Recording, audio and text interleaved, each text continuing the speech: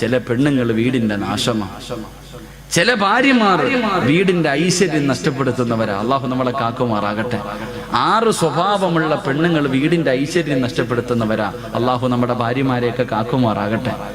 6 സ്വഭാവമുള്ള പെണ്ണുങ്ങൾ വീടിന്റെ ഐശ്വര്യം നഷ്ടപ്പെടുത്തി കളയുന്നവരാ. ഞാൻ പറഞ്ഞുതരാം, നിങ്ങളുടെ ഭാര്യമാർക്ക് ആ സ്വഭാവം ഉണ്ടെങ്കിൽ തിരുത്തി കൊടുക്കൂ. പറമനുഷ്യന്മാരെ പറഞ്ഞു തരട്ടെ, ഉള്ള സമാധാനം പോയി കിട്ടും. നീ അനുഭവിക്കുന്നതിന്റെ കാരണവിതാ. എന്റെ പ്രിയപ്പെട്ട പെങ്ങളോട് പറയുന്നു, ഈ പറയുന്ന 6 ദുശീലങ്ങളിൽ ഏതെങ്കിലും ഒരെണ്ണം നിനക്കുണ്ടെങ്കിൽ തിരുത്തിക്കോ, ഇല്ലെങ്കിൽ നിന്റെ ജീവിതം നല്ല നിലയിൽ മുന്നോട്ട് പോകത്തില്ല. അള്ളാഹു പഠിക്കാൻ ഭാഗ്യം നൽകി അനുഗ്രഹിക്കുമാറാകട്ടെ. തമ്മിലടിക്കാനല്ല, പഠിക്കാൻ വേണ്ടി ഞാൻ പറഞ്ഞു തരാം. ഇൻഷാ അല്ലാഹ് ജീവിതത്തിൽ ഭാര്യയ്ക്ക് ഉപദേശിച്ചു കൊടുക്കണം. അള്ളാഹു ഈമാൻ നൽകി അനുഗ്രഹിക്കുമാറാകട്ടെ. വീടിന്റെ ഐശ്വര്യം നഷ്ടപ്പെടുത്തി കളയുന്ന ഒന്നാമത്തെ ഭാര്യ, വീടിന്റെ ഐശ്വര്യം നഷ്ടപ്പെടുത്തി കളയുന്ന ഒന്നാമത്തെ ഭാര്യ, എന്റെ പ്രിയമുള്ള സഹോദരങ്ങളെ, എപ്പോഴും രോഗം നടിക്കുന്നവള. അള്ളാഹു നമ്മളെ കാക്കുമാറാകട്ടെ. ഭർത്താവ് വന്നിട്ട് പറയും, ഐഷ മോളെ, ഒരു സുലൈമാനി അള്ളാഹ് എനിക്ക് തലവേദന അയക്കാം. ഒരു രോഗമില്ലെങ്കിലും എപ്പോഴും അസുഖം നടിക്കുന്ന ചില ജന്തുക്കളുണ്ട്. ഒരസുഖമില്ലെങ്കിലും അസുഖം നടിക്കുന്ന പെണ്ണ്, വയ്യ വയ്യ വയ്യ, അവൾ എപ്പോഴെങ്കിലും ആരോഗ്യമുണ്ടോ എന്ന് പറയുന്ന ഇന്ന് വരെ കേട്ടിട്ടില്ല. എന്ത് ചെയ്യാൻ പറഞ്ഞാലും രോഗം നടിക്കുന്നവൾ, അവൾ വീടിന്റെ ഐശ്വര്യം നഷ്ടപ്പെടുത്തി കളയുന്നവരാ. അള്ളാഹു നമ്മുടെ ഭാര്യമാരെ കാക്കുമാറാകട്ടെ. അള്ളാഹു നമ്മുടെ ഭാര്യമാരെ കാക്കുമാറാകട്ടെ. ഭർത്താവ് ചെന്നിട്ട് ചോദിക്കും, കേട്ടോടി മൂദേവി ഇന്നങ്ങാര് പറഞ്ഞത്, ഈ പറഞ്ഞ എല്ലാ ഗുണവും നിനക്കൊണ്ട് മര്യാദയ്ക്ക് തിരുത്തിക്കോന്ന് പറഞ്ഞിട്ട് ഇന്ന് തന്നെ തുടങ്ങിയേക്കരുത്. ഞാൻ പഠിക്കാൻ വേണ്ടിയാ പറയണത്, കലഹം ഉണ്ടാക്കാനല്ല. 2 ഞാൻ മൊത്തം പറയണോ? കേൾക്കാൻ ആഗ്രഹമുള്ള ആണുങ്ങളൊന്ന് കൈവക്കിക്കേ. ഇന്ന് തീരുമാനമായി.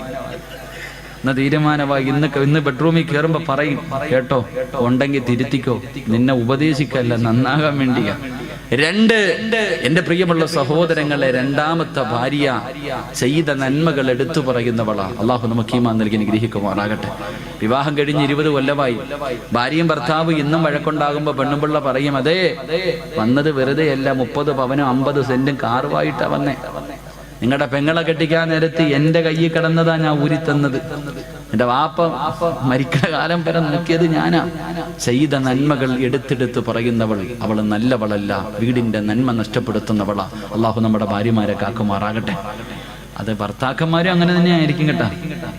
ഭർത്താക്കന്മാരും എങ്ങനെ ഉണ്ടായി എങ്ങനെ ആയിരിക്കും. 3 എന്റെ പ്രിയമുള്ള സഹോദരങ്ങളെ, മൂന്നാമത്തെ പെണ്ണ്, ഭാര്യയും ഭർത്താവും കൂടെ വീടിന്റെ വെളിയിലിരിക്കുക. 2 പേരും ഇങ്ങനെ തമാശകളൊക്കെ പറഞ്ഞുകൊണ്ടിരിക്കുമ്പോ അയൽവാസിയായ ആമിനായും ഭർത്താവും കൂടെ വെളിയിലിട്ട് ഇറങ്ങാ. ആ സമയത്ത് ഈ ജന്തു ഭർത്താവിനോട് പറയാ, ആണെന്ന് പറഞ്ഞ അങ്ങനെ ഇരിക്കണം, അങ്ങാരുടെ ബോഡി കണ്ടോ, ഇത് നിങ്ങളിങ്ങനെ നടക്കുക. ഭാര്യയും ഭർത്താവും വീടിന്റെ മുന്നിലിരിക്കുമ്പോ തന്റെ ഭർത്താവിനെ മുന്നിലിരുത്തിയിട്ട് മറ്റൊരുത്തനെ കുറിച്ച്, അവൻ വലിയവനാവും, മറ്റവനാ മറിച്ചവനാ, അങ്ങനെ ആകണം എന്ന് മറ്റൊരു ആണിനെ ആഗ്രഹിക്കുന്നവൾ നല്ലവളല്ല. അള്ളാഹു നമ്മളെ കാക്കുമാറാകട്ടെ. അങ്ങനെ ചില പെണ്ണുങ്ങളുണ്ട്, അടുത്തണ്ടോ സ്നേഹം എന്ന് പറഞ്ഞ അങ്ങനെ ആയിരിക്കണം, ഇപ്പോഴും അവര് ചക്കയും മാങ്ങയും പോലെ എവിടെ പോയാലും കൊണ്ടു നടക്കും. ഇങ്ങനെ ഇരുത്തിയിട്ട് പറയും. ചില നട്ടലില്ലാത്ത ജന്തുക്കൾ ഇരുന്ന് കേട്ട് ചിരിച്ചുകൊണ്ടിരിക്കും. ചില കൊന്തന്മാരങ്ങനെ ഭാര്യ എന്ത് പറഞ്ഞാലും കേട്ടോണ്ടിരിക്കും. ഒരെണ്ണം തരന്നിട്ട് ഇട്ട് കൊടുക്കേണ്ട സമയം അപ്പോഴാ. മറ്റൊരുത്തനെ കുറിച്ച് മറ്റൊരു ആണിനെ പുകഴ്ത്തി പറയുന്നത് കേട്ടിട്ട് ഇങ്ങനെ ഇരിക്കാം. അടിക്കാൻ പാടില്ല, പക്ഷെ അടിക്കേണ്ട സമയമുണ്ട് മനുഷ്യന്മാരെ. ചില സമയങ്ങളിൽ കൊടുക്കണം. താതാന്ന് പറയുമ്പോ പിന്നെ എങ്ങനെ കൊടുക്കാതിരിക്കുക. ചില പെണ്ണുങ്ങൾ ചോദിച്ചുകൊണ്ട് നടക്കുക, ഒരെണ്ണം തായിക്കാന്ന് പറഞ്ഞു. എന്റെ പ്രിയമുള്ള സഹോദരങ്ങൾ, അതുകൊണ്ട് മൂന്നാമത്തെ പെണ്ണ് തന്റെ ഭർത്താവിനെ മുന്നിലിരിക്കുമ്പോ മറ്റൊരു ആണിനെ ആഗ്രഹിക്കുന്നവൾ. അള്ളാഹു നമ്മളെ കാക്കുമാറാകട്ടെ. നാലാമത്തത് അവക്ക് മക്കളെ നോക്കാൻ സമയമില്ല, ഭർത്താവിനെ നോക്കാൻ സമയമില്ല, വീട് നോക്കാൻ സമയമില്ല. 24 മണിക്കൂറും ഒടുക്കത്തെ ഒരുങ്ങുന്നവളാണെന്ന് നബി മുഹമ്മദ് മുസ്തഫ.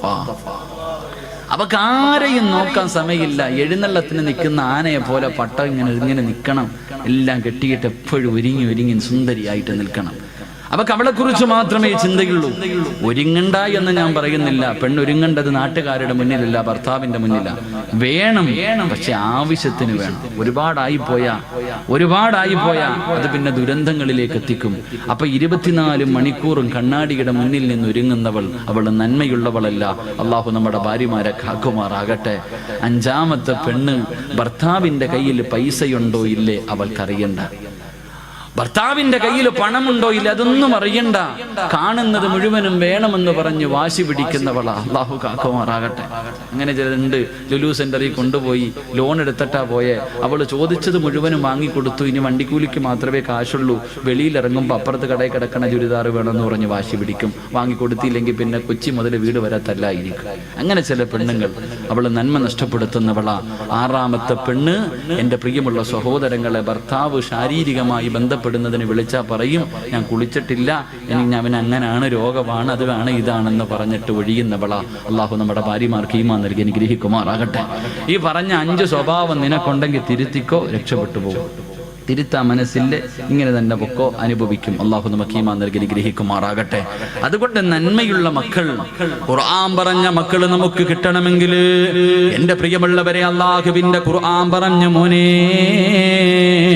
വിവാഹം കഴിക്കുന്ന സമയത്ത് നീ ഒന്നാമതായി നോക്കേണ്ടത് അല്ലാഹുവേ ഫളുഫറു ബിദാതിദ്ദീൻ, അവൾക്ക് ദീനുണ്ടോ എന്ന് നോക്കണേ. അങ്ങനെ നീ ഒരു പെണ്ണ് കണ്ട് പടച്ചവനെ നിനക്ക് ഇഷ്ടപ്പെട്ടു, നിന്റെ വിവാഹം ഉറപ്പിച്ചോ. 2, നിനക്ക് സാലിഹായ മക്കളെ കിട്ടണമെങ്കിൽ അല്ലാഹുവിന്റെ ഖുർആൻ പറയുകയാണ്, പ്രവാചകൻ പറയുകയാ, ആദ്യ വിവാഹം നടന്നത് നമ്മുടെ ബാപ്പയുടെയും ഉമ്മയുടെയും വിവാഹം നടന്നത് സ്വർഗത്തിൽ വെച്ചാ. ആദം നബിയുടെയും ഹവ്വാ ബീവിയുടെയും വിവാഹം നടന്നത് സ്വർഗത്തിൽ വെച്ചാ. വിവാഹം കഴിക്കുന്നത് സ്വർഗത്തിൽ പോയി ജീവിക്കാരാ. എല്ലാവരും വിവാഹം കഴിക്കുന്നത്, എന്റെ പ്രിയമുള്ളവരെ, പരിശുദ്ധമായ ഖുർആൻ പോലും നമുക്ക് പറഞ്ഞു തന്നില്ലേ, വഅസ്വാജുഹും ഫീ ളിലാലിൻ അലൽ ലറായികി മുത്തഖിയൂൻ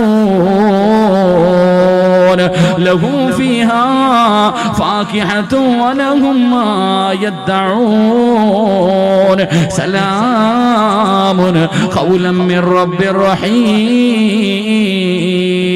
അല്ലാഹുവിന്റെ ഖുർആൻ പറഞ്ഞു, നാളെ പടച്ചവന്റെ അനുഗ്രഹങ്ങൾ കൊണ്ട് നിറച്ച സ്വർഗത്തില് സ്വർണ്ണത്തിന്റെ ചാരുകസേലയിൽ ഒരു ഭാര്യയും ഒരു ഭർത്താവും തന്റെ മക്കളും ഇരുന്നു കൊണ്ട് അതാ ആസ്വദിക്കുമെന്ന് പരിശുദ്ധമായ ഖുർആൻ നമുക്ക് പരിചയപ്പെടുത്തുമ്പോ, നമ്മുടെ ജീവിതം ദുനിയാവിലല്ല, നമ്മൾ കാലാകാലം ജീവിക്കേണ്ടത് പടച്ചവന്റെ സ്വർഗത്തിലാണ്. നമ്മുടെ തറവാട് അവിടെയാ.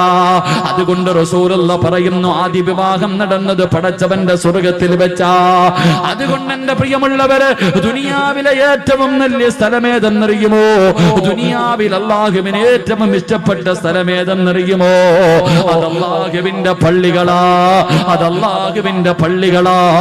അതുകൊണ്ട് മോനെ, നിന്റെ രക്തത്തിൽ നല്ല മക്കള് പിറക്കണമെങ്കിൽ 2, നിന്റെ വിവാഹം പള്ളിയിൽ വെച്ച് നടത്തണേ എന്ന് ആദരവായ പ്രവാചകൻ നബി മുഹമ്മദ് മുസ്തഫ. എന്റെ പ്രിയമുള്ളവരെ, നമ്മളെല്ലാവരും ഏറ്റവും കൂടുതൽ കേട്ട ഒരു ചരിത്രമുണ്ട്. ഈ കഴിഞ്ഞ വലിയ പെരുന്നാളിന് നമ്മളെല്ലാവരും ഒരു കുടുംബത്തെ കുറിച്ച് കേട്ടു.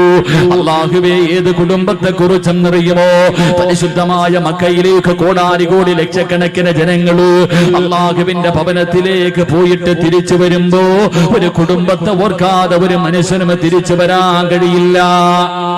അല്ലാഹുവിന്റെ മക്കയിലേക്ക്, പരിശുദ്ധ കഅബയിലേക്ക് ചെന്നിട്ട് ഒരു വാപ്പയെയും ഉമ്മയെയും മകനെയും കുറിച്ച് ചിന്തിക്കാതെ, അവര് തന്നെയാണല്ലോ, അവരുടെ സ്മരണ തന്നെയാണല്ലോ ഇബ്രാഹിം നബിയെയും ഹാജറ ബീവിയെയും ഇസ്മായിൽ നബിയെയും ഈ ഭാര്യ ഭർത്താവിനെയും മകനെയും ഓർക്കാതെ ഒരു മനുഷ്യനും മക്കയിൽ നിന്ന് മടങ്ങി വരാൻ കഴിയില്ലല്ലോ. എന്റെ പ്രിയമുള്ളവരെ, അല്ലാഹുവിന്റെ ഖുർആൻ പറഞ്ഞ മക്കളാരെന്നറിയുമോ? അല്ലാഹുവിന്റെ പരിശുദ്ധമായ ഖുർആൻ ഒരു മകനെ കുറിച്ച് പറഞ്ഞു തരികയാ. പാതിരാത്രി ഒരുമിച്ച് കൂടി എന്റെ പ്രിയമുള്ള ഉപ്പമാരോട്, ഉമ്മമാരോട്, എന്റെ പ്രിയപ്പെട്ട മാതാപിതാക്കളോട്, ചെറുപ്പക്കാരോട്, മക്കളെ, ഖുർആൻ പറഞ്ഞ മകനേതെന്നറിയുമോ? എന്റെ പ്രിയമുള്ളവരെ, അല്ലാഹുവിന്റെ ഖുർആൻ പറയുന്നു, ഇന്നല്ലാഹ ഇസ്തഫാ ലി ആദമ വനൂഹ വആല ഇബ്രാഹീം. അല്ലാഹുവിന്റെ പരിശുദ്ധമായ ഖുർആൻ പറയുന്നു, ആദം നബി അലൈഹിസ്സലാമിനെ അല്ലാഹു തിരഞ്ഞെടുത്തു, നൂഹ് നബി അലൈഹിസ്സലാമിനെയും അല്ലാഹു തിരഞ്ഞെടുത്തു. എന്നിട്ട് അല്ലാഹു പറഞ്ഞു, വആല ഇബ്രാഹീം. ഇബ്രാഹിം നബിയെ തിരഞ്ഞെടുത്തു എന്നല്ല പറഞ്ഞത്, ഇബ്രാഹിം നബിയുടെ കുടുംബത്തെ തിരഞ്ഞെടുത്തു. തെരഞ്ഞെടുത്തു എന്ന് പരിശുദ്ധമായ ഖുർആൻ പറയുകയാ. ഏത് കുടുംബമെന്നറിയുമോ? എന്റെ പ്രിയമുള്ളവരെ, ആരാണ് ഇബ്രാഹിം നബി എന്നറിയുമോ? ഇബ്രാഹിം നബിയുടെ ചരിത്രം ഈ മുസ്ലിമീങ്ങൾക്ക് മറക്കാൻ കഴിയില്ലല്ലോ. എന്റെ പ്രിയമുള്ളവരെ, മഹാനായ ഖലീലുള്ളാഹി ഇബ്രാഹിം നബി അലൈഹിസ്സലാം തന്റെ പ്രിയപ്പെട്ട ഭാര്യയായ സാറാ ബീവി റളിയല്ലാഹു തആല അൻഹാ രണ്ടുപേരും വിവാഹം കഴിഞ്ഞു. ഒരുപാട് നാളുകളായി മക്കളില്ല. രണ്ടുപേർക്കും പ്രായമായിരിക്കുകയാണ്. ആ സമയത്ത് ഇബ്രാഹിം നബി അല്ലാഹുവിനോട് ദുആ ചെയ്യുകയാ, മക്കളെ കിട്ടാൻ ദുആ ചെയ്യുകയാണ്. എന്നിട്ടും മക്കളെ കിട്ടാതെ വന്നപ്പോ തന്റെ പ്രിയപ്പെട്ട ഭാര്യയായ സാറാ ബീവി റളിയല്ലാഹു തആല അൻഹാ അവന്റെ ഭർത്താവായ ഇബ്രാഹിം നബിയോട് അവിടുന്ന് പറയുന്നു, നബിയേ, ഇനി ഞാൻ പ്രസവിക്കുമെന്ന് തോന്നുന്നില്ല നബിയേ, എനിക്കൊരുപാട് പ്രായമായല്ലോ, അതുകൊണ്ട് നിങ്ങൾ മറ്റൊരു വിവാഹം കഴിക്കണം നബിയേ. ഒരു ഭാര്യ ഭർത്താവിനോട് മറ്റൊരു വിവാഹം കഴിക്കാൻ പറയുകയാ. ഇബ്രാഹിം നബിയോട് പറഞ്ഞു, നിങ്ങൾ മറ്റൊരു വിവാഹം കഴിക്കണം. ആ വിവാഹത്തിലൂടെ ഒരു കുഞ്ഞുണ്ടായാ അത് എന്റെ കുഞ്ഞ് തന്നെയല്ലേ നബിയേ, എനിക്കവനെ സ്നേഹിക്കാൻ കഴിയുമല്ലോ. ഇബ്രാഹിം നബി തന്റെ പ്രിയപ്പെട്ട ഭാര്യയോട് പറഞ്ഞു, സാറാ, എങ്കിൽ നീ തന്നെ ഒരു പെണ്ണിനെ കാണിച്ചതാ. ആരെയാണ് ഞാൻ വിവാഹം കഴിക്കേണ്ടത്? നീ തന്നെ കാണിച്ചതാ സാറാ. സാറാ ബീവി റളിയല്ലാഹു തആല അൻഹ ഒരു പെണ്ണിനെ കാണിച്ചു കൊടുക്കുകയാ. ആരെയാ കാണിച്ചു കൊടുത്തത്? മഹദി ഹാജറാ. ഹാജറാ ബീവി റളിയല്ലാഹു തആല അൻഹയെ കാണിച്ചു കൊടുക്കുകയാണ്. എന്റെ പ്രിയമുള്ളവരെ, ചരിത്രമറിയാ, ഇബ്രാഹിം നബി ഹാജറാ ബിയെ വിവാഹം കഴിച്ചു. അവിടുന്ന് ഒരു കുഞ്ഞു ജനിക്കുകയാണ്, ഒരു പൊന്നുമോന് ജനിക്കുകയാണ്. ഇസ്മായിൽ എന്ന് പേരിടുകയാ. അല്ലാഹുവേ, തന്റെ പ്രിയപ്പെട്ട ഭാര്യ പ്രസവിച്ച് തന്റെ ചോരക്കുഞ്ഞിനെയും കെട്ടിപ്പിടിച്ചു കൊണ്ടിരിക്കുമ്പോ അതാ വരുന്നു ഇബ്രാഹിം നബി. വന്നിട്ട് പറയുന്നു, ഹാജറാ, യാത്രയ്ക്ക് പോകാൻ തയ്യാറെടുത്തോ. പ്രസവിച്ച് കിടക്കുന്ന ഭാര്യയോട് പറയുകയാണ്, ചോര കുഞ്ഞിനെയും എടുത്തിട്ട് യാത്രയ്ക്ക് തയ്യാറെടുത്തോ. ഹാജറ ചോദിച്ചു, എവിടേക്കാണ് പോകുന്നതെന്ന് ചോദിച്ചില്ല. ഭർത്താവ് ഒരുങ്ങാൻ പറഞ്ഞു, ഞാൻ പ്രസവിച്ച് കിടക്കുകയാണെന്ന് പറഞ്ഞില്ല. ഒരുങ്ങാൻ പറഞ്ഞു. ആ സാലിഹത്തായ പെണ്ണനുസരിക്കുകയാണ്. ഭർത്താവ് ഒരുങ്ങാൻ പറഞ്ഞു, ആ പെണ്ണൊരുങ്ങുകയാണ്. തന്റെ ചോര കുഞ്ഞിനെ എടുത്തു. അല്ലാഹുവേ, ഇബ്രാഹിം നബി അലൈഹിസ്സലാം കടന്നു പോവുകയാണ്. അവസാനം യാത്ര ചെയ്ത് മക്കയിലെത്തിയിട്ട് പടച്ചവനെ, സഫാ മർവ എന്ന് പറയുന്ന രണ്ട് മലകളുണ്ടല്ലോ. അല്ലാഹുവേ, ജനവാസമില്ലാത്ത ഒരു പറവ് പോലും പറക്കുന്ന പോകാത്ത ഒരു പറവ് പോലും ഇല്ലാത്ത ഒരു മനുഷ്യനില്ലാത്ത രണ്ട് മലകൾക്ക് നടുവിൽ തന്റെ പ്രിയപ്പെട്ട ഭാര്യയെയും ചോരക്കുഞ്ഞിനെയും അതാ ഇബ്രാഹിം നബി ഇറക്കി വിട്ടിട്ട് കുടിക്കാനുള്ള വെള്ളവും കഴിക്കാനുള്ള കാരക്കയും കയ്യിലേക്ക് വെച്ചു കൊടുത്തിട്ട് ഇബ്രാഹിം നബി അലൈഹിസ്സലാം തിരിച്ചു നടക്കുകയാ. സാറാ ബീവി ഇങ്ങനെ അതാ ഹാജറാ ബീവി അത്ഭുതത്തോടെ നോക്കുകയാണ്. തന്റെ പ്രിയപ്പെട്ട ഭർത്താവ് ചോദിക്കുന്നതിനൊന്നും മറുപടി പറയാതെ മിണ്ടാതെ നടന്നു പോവുകയാ. ഹാജറാ ബീവി ചോദിച്ചു, നബിയേ, അല്ലാഹുവിന്റെ കൽപ്പനയാണോ അതോ സ്വന്തം തീരുമാനമാണോ? ആ സമയത്തിന്റെ പ്രിയമുള്ളവരെ, ഹാജറാ ബീവി റളിയല്ലാഹു തആല അൻഹയോട് അവിടുന്ന് പറഞ്ഞ മറുപടി എന്തെന്നറിയുമോ? അവിടുന്ന് പറയുന്നു, ഹാജറാ, ഇത് എന്നെ പടച്ച റബ്ബിന്റെ തീരുമാനമാ ഹാജറാ. തന്റെ ചോരക്കുഞ്ഞിനെ നെഞ്ചിലേക്ക് ചേർത്ത് പിടിച്ചിട്ട് ചിരിക്കുന്ന മുഖത്തോടെ ഹാജറ പറഞ്ഞു, ഹസ്ബുനല്ലാഹ്, ഹസ്ബുനല്ലാഹ്, എങ്കിലും നിങ്ങൾ സന്തോഷത്തോടെ പൊക്കോ. എന്നെയും എന്റെ കുഞ്ഞിനെയും നോക്കാൻ അല്ലാഹുവിനറിയാ. എന്നെയും എന്റെ കുഞ്ഞിനെയും നോക്കാൻ അല്ലാഹുവിനറിയാ. എന്റെ പ്രിയമുള്ളവരെ, ഇബ്രാഹിം നബി നടന്നു പോവുകയാ. കൊല്ലങ്ങൾ കഴിഞ്ഞു. ഇസ്മായിൽ നബി അലൈഹിസ്സലാം വളരുകയാണ്. ഇസ്മായിൽ നബി അലൈഹിസ്സലാം വളരുകയാണ്. വാപ്പ ഇടയ്ക്കിടയ്ക്ക് വരാറുണ്ട്. അങ്ങനെ വളർന്ന് ചരിത്രം പറയുന്നു. അവസാനം ഇബ്രാഹിം നബി അലൈഹിസ്സലാം മടങ്ങി വരികയാ. തന്റെ പ്രിയപ്പെട്ട ഭാര്യയുടെ മുന്നില് മകന്റെ മുന്നിലേക്ക് അതാ വർഷങ്ങൾ കഴിഞ്ഞു മടങ്ങി വന്നു. ഇബ്രാഹിം നബി അലൈഹിസ്സലാം അതാ തന്റെ മകന്റെ കൂടെ കൂടിയിട്ട് വല്ലാത്ത സന്തോഷമാ. വാപ്പയും മകനും ഇങ്ങനെ സന്തോഷത്തോടെ കഴിയുന്നത് കണ്ടപ്പോ ഇബ്രാഹിം നബി അലൈഹിസ്സലാം ഇസ്മായിൽ നബിക്ക് 10 വയസ്സിന്റെ താഴെയാണ് പ്രായം. ചരിത്രം പറയുകയാ എന്റെ പ്രിയമുള്ളവരെ, ഒരു ദിവസം രാവിലെയുണ്ടല്ലോ ഇബ്രാഹിം നബി തന്റെ പൊന്നുമോന്റെ കയ്യിൽ പിടിച്ചിട്ട് ചോദിക്കുന്നു, മോനെ ഇസ്മായിലേ, അല്ലാഹു പറഞ്ഞിരിക്കുകയാ നിന്നെ അറുത്തു കൊടുക്കാൻ. ഇന്നലെ വാപ്പ ഒരു സ്വപ്നം കണ്ട പൊന്നുമോനെ, അല്ലാഹു നിന്നെ അറുത്തു കൊടുക്കാൻ അല്ലാഹു പറഞ്ഞിരിക്കുകയാ. നിന്റെ അഭിപ്രായം എന്താണെന്ന് വാപ്പ തന്റെ പൊന്നുമകനോട് ചോദിക്കുമ്പോ ആ മകൻ വാപ്പയുടെ കയ്യിൽ പിടിച്ചിട്ട് ചിരിക്കുന്ന മുഖത്തോട് അവിടെ നിന്ന് പറഞ്ഞ മറുപടി അല്ലാഹുവിന്റെ ഖുർആൻ പറയുകയാണ്, ഇഫ്അൽ മാ തുമർ സതജിദുനി ഇൻഷാ അല്ലാഹ്. വാപ്പയോട് തന്റെ പൊന്നാര 10 വയസ്സിന്റെ താഴെ മാത്രം പ്രായമുള്ള പൊന്നുമൂര് അവിടുന്ന് ചിരിച്ചുകൊണ്ട് പറയുന്നു, വാപ്പാ അല്ലാഹുവിന്റെ കൽപ്പന അനുസരിക്കണേ വാപ്പാ, അല്ലാഹു പറയുന്നത് അനുസരിക്കുക വാപ്പാ, വിധിയുണ്ടെങ്കിൽ നാളെ സ്വർഗത്തിൽ വെച്ച് കാണാ. തന്റെ വാപ്പയെ വല്ലാതെ അത്ഭുതപ്പെടുത്തുകയാണ്. എന്റെ പ്രിയമുള്ള പെങ്ങളെ, തിന്ന വാപ്പയുടെ കയ്യിൽ പിടിച്ചിട്ട് തന്റെ പൊന്നുമോനെ അറുക്കുന്നതിന് വേണ്ടി വാപ്പ തയ്യാറെടുക്കുമ്പോ, തന്റെ പൊന്നുമോനെ അറുക്കുന്നതിന് വേണ്ടി വാപ്പ തയ്യാറെടുക്കുമ്പോ ആ പൊന്നുമോൻ ഉപ്പയുടെ കയ്യിൽ പിടിച്ചിട്ട് പറഞ്ഞു, ഉപ്പാ എനിക്ക് 4 വസിയ്യത്തുണ്ട് വാപ്പാ. ആ 10 വയസ്സിന്റെ താഴെ മാത്രം പ്രായമുള്ള പൊന്നുമോനോട് വാപ്പ ചോദിച്ചു, എന്തേ മോനെ, എന്തേ നിനക്ക് അവസാനമായി വസിയ്യത്ത് ചെയ്യാനുള്ളത്? അവിടുന്ന് പൊന്നുമോൻ ഉപ്പാരോട് പറയുന്ന, ഉപ്പാ എന്നെ മലർത്തി കിടത്തിയിട്ട് കഴുത്തില് കത്തിവെച്ചറുക്കല്ലേ, എന്നെ കമഴ്ത്തി കിടത്തിയിട്ട് എന്റെ പിരടിയിലെ കത്തിവെച്ചറുക്കാൻ പാടുള്ളൂ. അത്ഭുതത്തോടെ ഇബ്രാഹിം നബി ചോദിച്ചു, മോനെ കാരണമെന്തേ? അവിടുന്ന് പറഞ്ഞു കൊടുത്തു, വാപ്പാ നിങ്ങളെ എനിക്ക് വല്ലാത്ത ഇഷ്ടമാ, എന്നെ നിങ്ങൾക്ക് വല്ലാത്ത ഇഷ്ടമാണ്. അറുക്കുന്നതിന് വേണ്ടി കഴുത്തിലേക്ക് കത്തികിടത്ത് വെക്കുമ്പോ എന്റെ മുഖമെങ്ങാണം കണ്ട നിങ്ങളെ കൊണ്ടറുക്കാ കഴിയില്ല വാപ്പാ, അല്ലാഹുവിന്റെ കൽപ്പന അനുസരിക്കാ കഴിയില്ല. അതുകൊണ്ട് എന്നെ കമഴ്ത്തി കിടത്തിയിട്ട് പിരടിയില് കത്തിവെച്ചറുക്കാൻ പാടുള്ളൂ. രണ്ടാമതായി പറഞ്ഞു കൊടുക്കുന്നു, വാപ്പാ എന്റെ കയ്യും കാലും കെട്ടിയിടണേ വാപ്പാ, എന്റെ കയ്യും കാലും കെട്ടിയിടണം. എന്തിനാ മോനെ, എന്തിനാ മോനെ?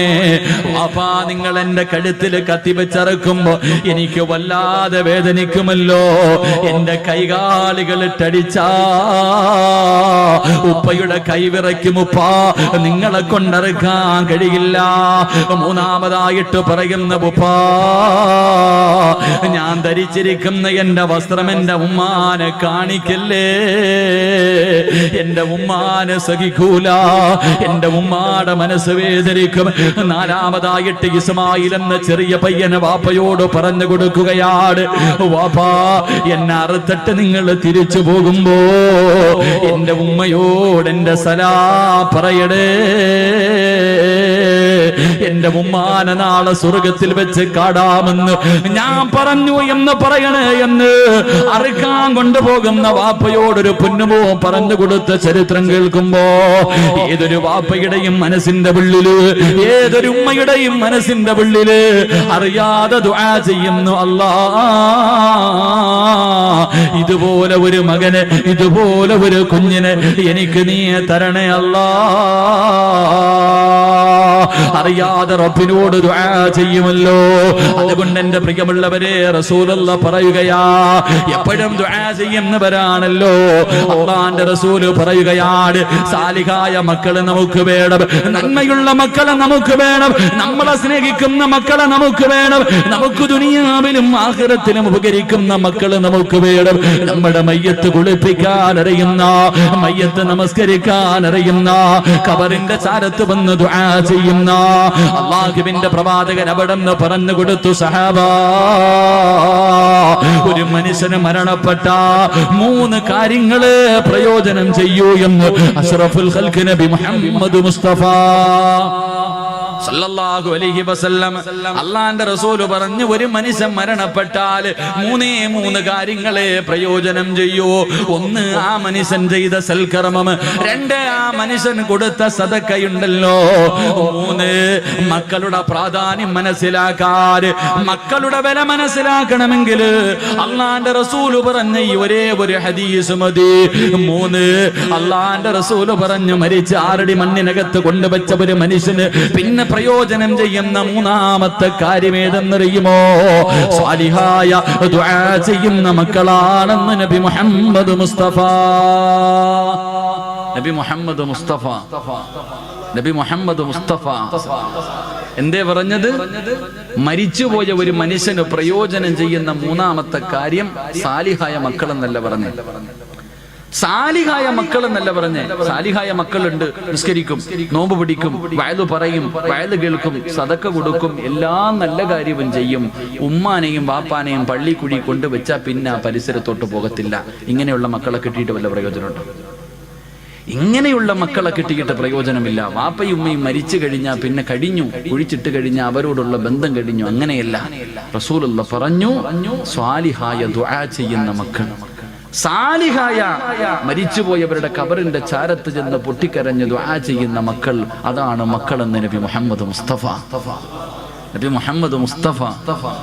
അള്ളാഹു അങ്ങനെയുള്ള മക്കളിൽ എന്നെയും നിങ്ങളെയും ഉൾപ്പെടുത്തി അനുഗ്രഹിക്കുമാറാകട്ടെ. അള്ളാഹു അങ്ങനെയുള്ള മക്കളെ നമുക്ക് നൽകി അനുഗ്രഹിക്കുമാറാകട്ടെ. ആദ്യം അങ്ങനെയുള്ള മക്കളാകണം ഞാനും നിങ്ങൾ. ഇപ്പം ചോദിക്കും, നിങ്ങളൊക്കെ വളർന്നു, നിങ്ങൾക്ക് മക്കളായി, പക്ഷെ നിന്റെ ഉമ്മയ്ക്കും വാപ്പയ്ക്കും നീ എത്ര വളർന്നാലും മക്കൾ തന്നെയല്ലേ? എത്ര വളർന്നാലും നിന്റെ മാതാപിതാക്കൾക്ക് നീ മക്കളാ. അപ്പൊ നീയും നന്നാകണം, നിന്റെ മക്കൾ നന്നാകണം. അള്ളാഹു നമ്മളെല്ലാവരെയും നന്നാക്കി തരുമാറാകട്ടെ. അള്ളാഹു നമ്മളൊക്കെ സാലിഹ്യങ്ങളിൽ പെടുത്തുമാറാകട്ടെ. സാലിഹായ മക്കളാകാൻ ആഗ്രഹമുള്ളവരെന്ന് കൈവക്കിക്കും.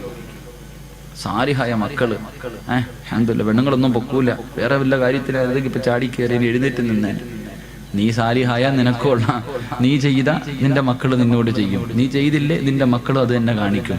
അള്ളാഹു നമ്മളൊക്കെ സാലിഹ്യങ്ങളിൽ പെടുത്തുമാറാകട്ടെ. സാലിഹായ മക്കളെ കിട്ടണമെങ്കിൽ വെറുതെ കിട്ടൂല.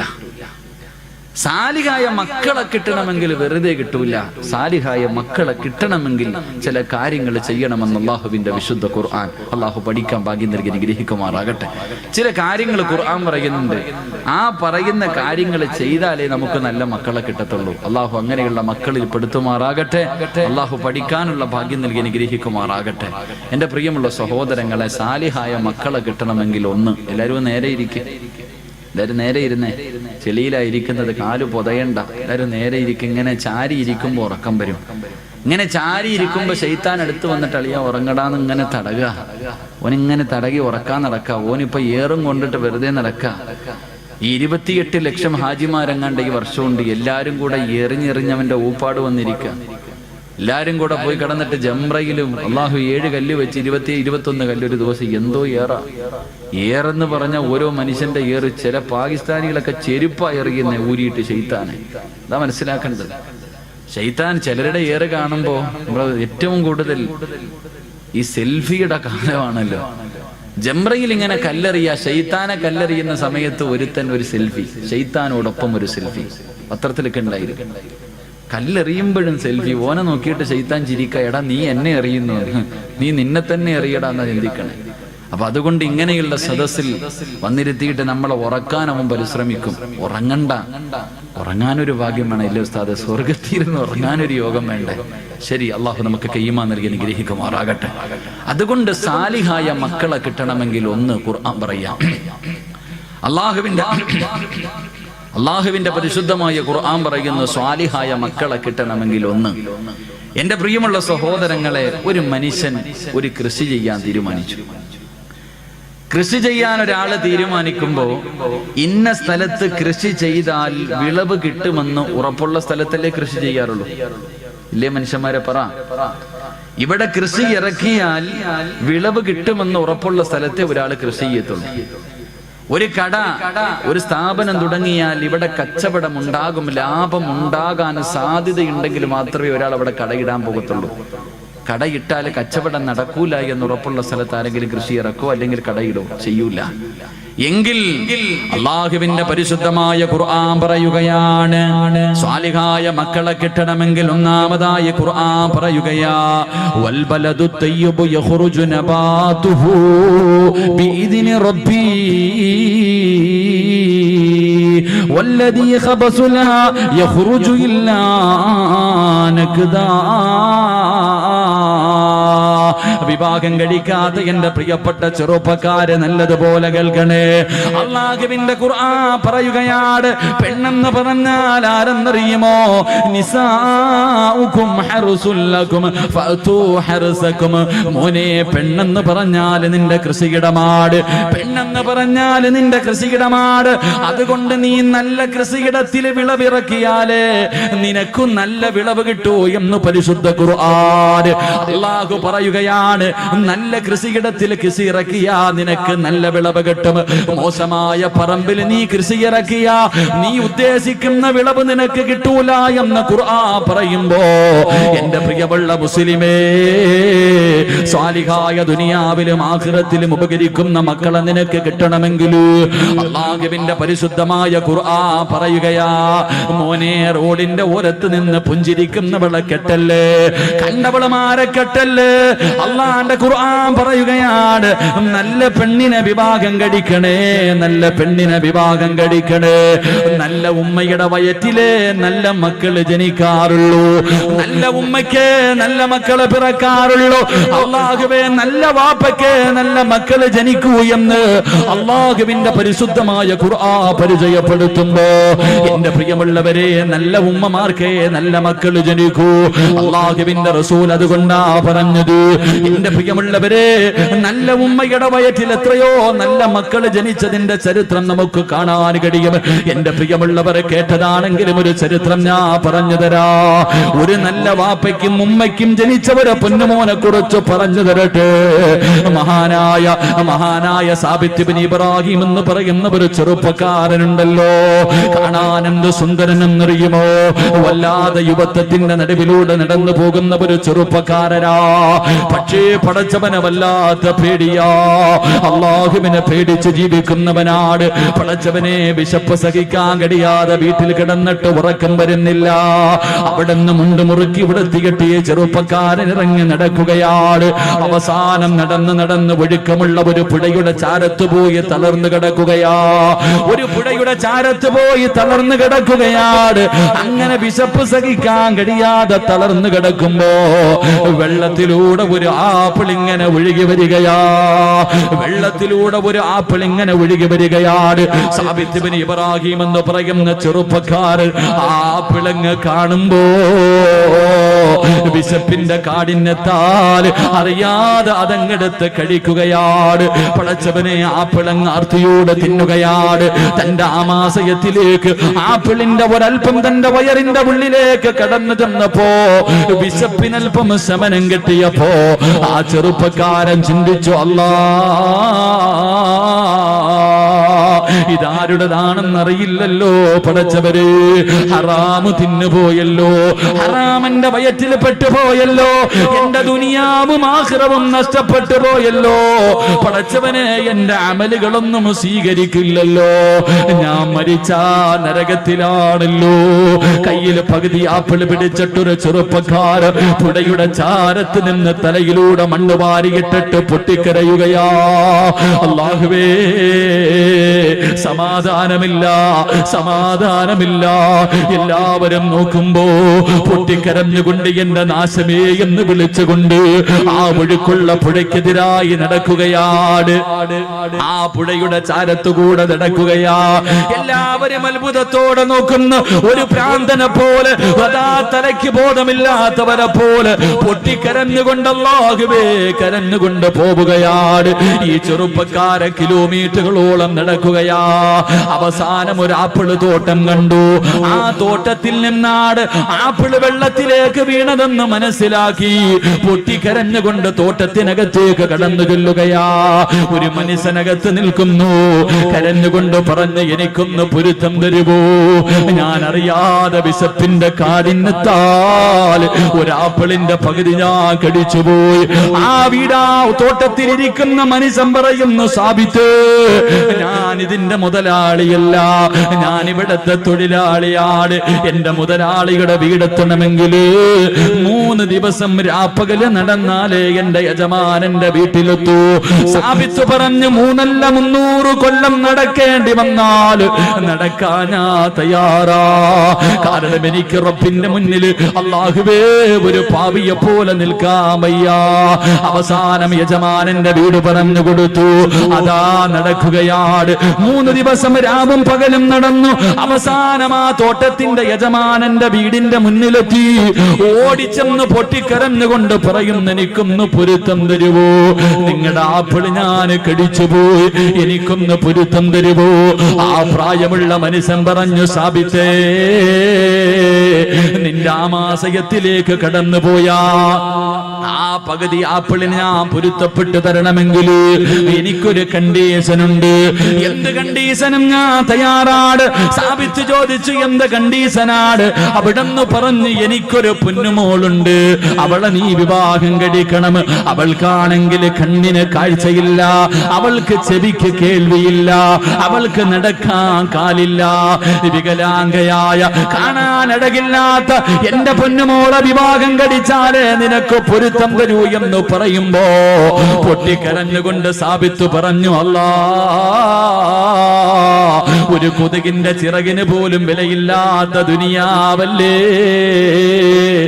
എന്തിനും ഞാൻ തയ്യാറാ. അവസാനം കണ്ണില്ലാത്ത, കണ്ണ് കാണാത്ത, ചെവി കേൾക്കാത്ത, കാലില്ലാത്ത, കാണാ സുന്ദരിയല്ലാത്ത, ഒരിക്കൽ പോലും കണ്ടിട്ടില്ലാത്ത പെണ്ണിനെ വിവാഹം കഴിക്കുകയാണ്. റബ്ബേ, വിവാഹം കഴിഞ്ഞു. മണിയറയ്ക്കകത്തേക്ക് കടന്നു ചെല്ലുമ്പോ സുബ്ഹാനല്ലാഹ്, കാണാനടകുള്ള ഒരു സുന്ദരിയായ പെണ്ണ് മണിയറയ്ക്കകത്ത് ഒരുങ്ങിയിരിക്കുകയാ.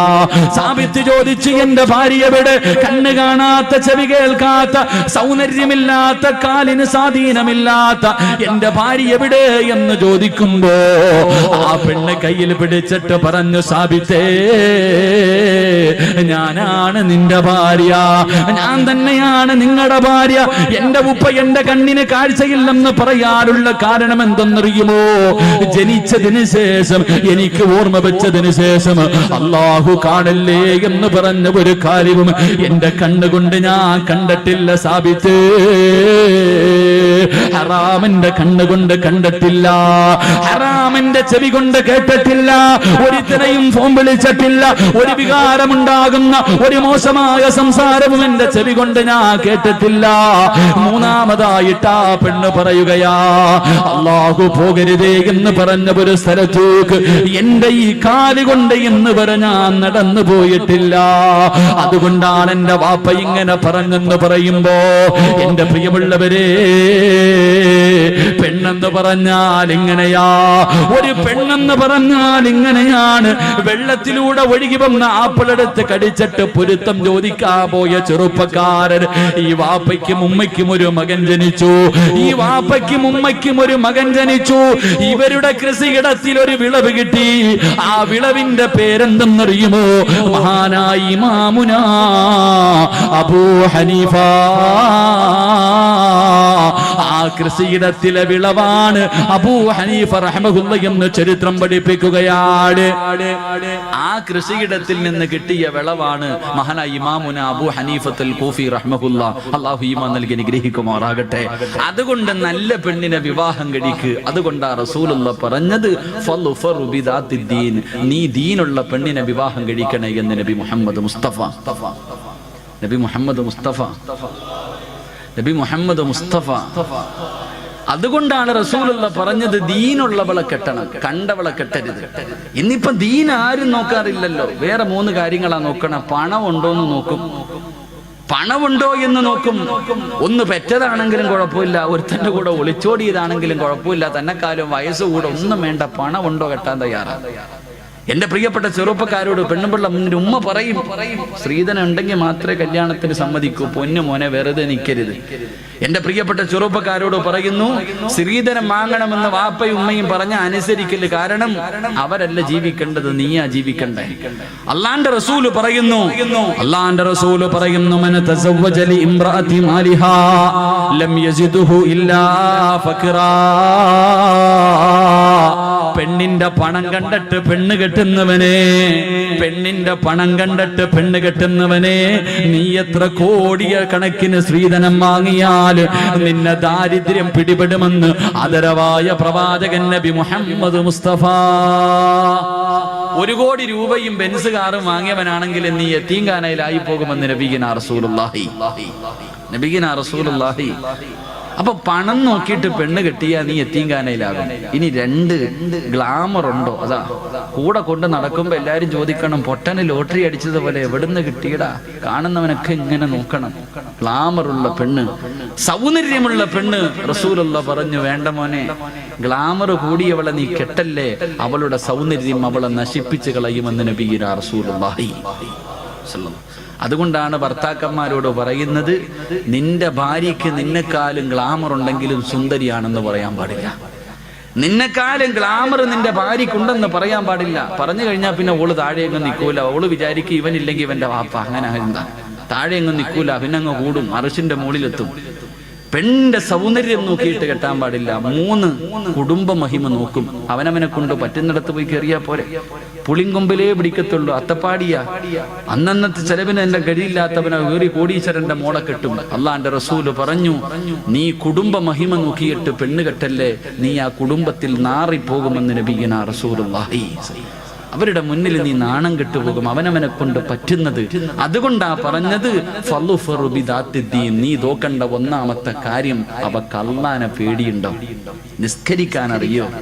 അവൾക്ക് റസൂലുള്ളാഹിനെ കുറിച്ച് അറിയോ? ഖുർആൻ ഓതാൻ അറിയുമോ? ദീനുള്ള പെണ്ണിനെ വിവാഹം കഴിക്ക്. ആ കൃഷിയിടത്തിൽ നല്ല മക്കൾ ജനിക്കുമെന്ന് നബി മുഹമ്മദ് മുസ്തഫ. അള്ളാഹു നമുക്കൊക്കെ നല്ല ഭാര്യമാരെ നൽകി അനുഗ്രഹിക്കുമാറാകട്ടെ. തന്നതിന് അള്ളാഹു നന്നാക്കി തരുമാറാകട്ടെ. ഒരു വാപ്പയും വിവാഹം കഴിക്കാത്ത മകനും കൂടെ ഈ മജ്‌ലിസിന്റെ സദസ്സിലുണ്ട്. ദുആ ചെയ്യുമ്പോൾ ഉസ്താദ് പറയുന്നു, മനസ്സിലെ ആഗ്രഹം എന്താണോ കരുതാൻ പറഞ്ഞാൽ, വിവാഹം കഴിക്കാത്ത മകൻ ഒരു സൈഡിൽ ഇരുന്ന് ചിന്തിക്കും, പടച്ചോനെ ഒരു സാലിഹത്തായ പെണ്ണിനെ എനിക്ക് തരണേ തമ്പുരാനെ. വാപ്പ ഇപ്പുറത്തിരുന്ന് പറയും, തന്നതിനെ ഒന്ന് നന്നാക്കി തരണേ പടച്ചവനെ. 2 പേരും ആവശ്യക്കാരിതാ. ഭാര്യയും വിവാഹം കഴിച്ചവരും കഴിക്കാത്തവരും എല്ലാവരും ഒരു സാലിഹത്തായ പെണ്ണിനെയാ കരുതുന്നേ. അള്ളാഹു നല്ല ഭാര്യമാരെ നൽകി അനുഗ്രഹിക്കുമാറാകട്ടെ.